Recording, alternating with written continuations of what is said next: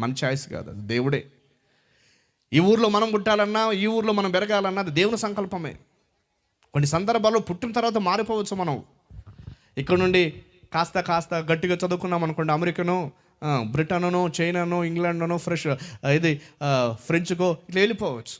అది తర్వాత ఏమో, కానీ పుట్టడం దేవుని యొక్క ప్రణాళిక. ప్రియులారా,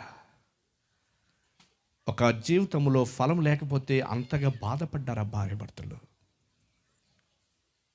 ఎంత నిరాశ ఉంటుందో చూడండి, ఎంత ఇబ్బందికరమైన వాతావరణం వారిలో ఉంటుందో చూడండి.